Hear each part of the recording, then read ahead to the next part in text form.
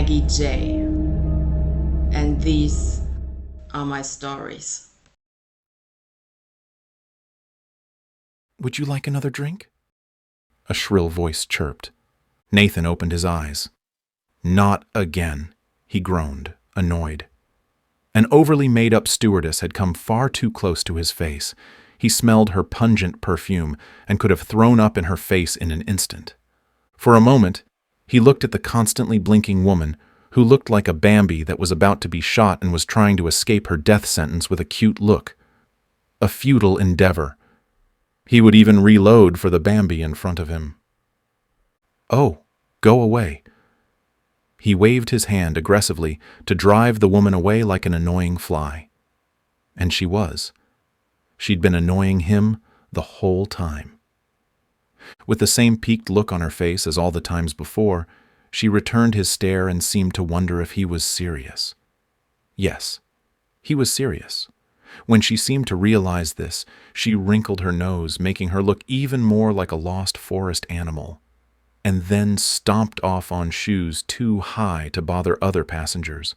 Not for the first time, Nathan wondered if the blonde thing with the doe eyes and Botoxed lips had a husband.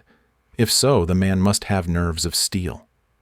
But she probably lived in a 2-room apartment that she shared with 5 cats, which her friend, who was also single, looked after when she was out and about. Nathan looked around and saw the same tired faces as before. Some slept. Some played listlessly on their smartphones, which, like his, had no connection to the outside world, and those who couldn't distract themselves with pointless activities that only served as time wasters dozed in a restless sleep. Nathan actually liked flying, but the last few laps on this flight had really spoiled his enjoyment of it. The otherwise soothing hum of the machine was now just an annoying undertone that was cutting at his nerves like a saw. They had already been in the air for 6 hours, and there were still 6 hours to go. Then he would be able to get off the plane in Los Angeles and finally see Amelia again. At least that had been the plan. He missed her. It had been far too long since he had seen her. It felt like years. In order to be able to hold her in his arms again, he took the flight. Cardboardy and tasteless pasta in a sauce that couldn't have been saved with a ton of salt. Overpriced drinks and Wi-Fi that you have to pay for and still doesn't work. If he had to describe his hell, it would be this place. But Amelia was worth facing it. Actually, she was worth it, but he was beginning to regret getting on the plane.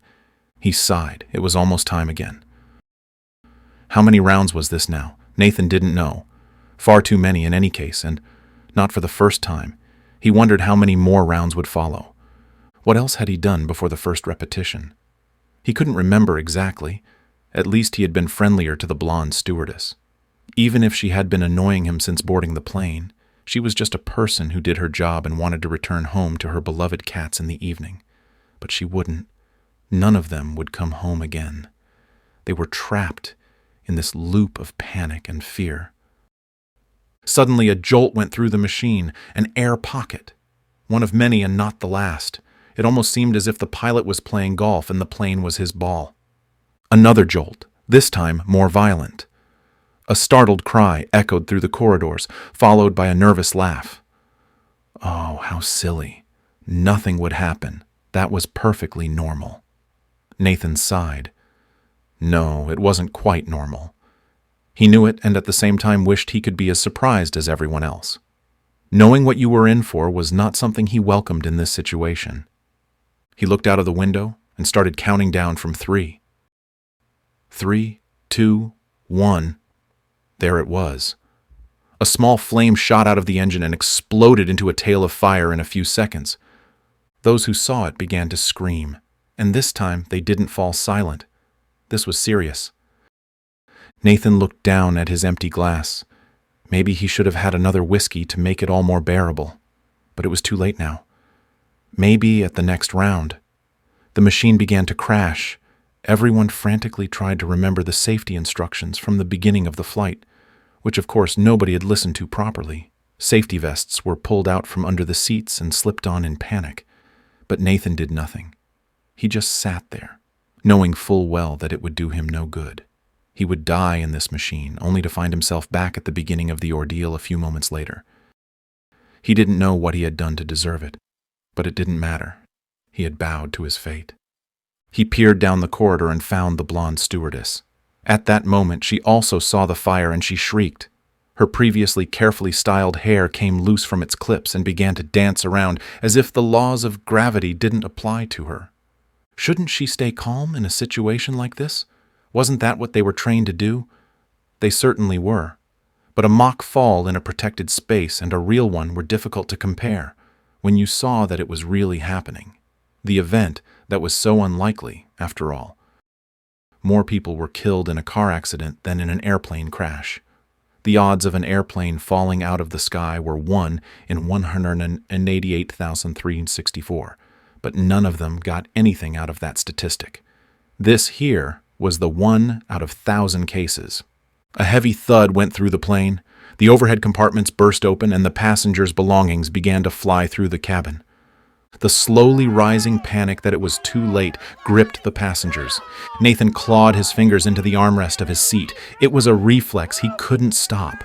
No matter how many times he had to sit through the scene, at least it would be quick and, what comforted him even more, not particularly painful. He closed his eyes and waited for it to start all over again.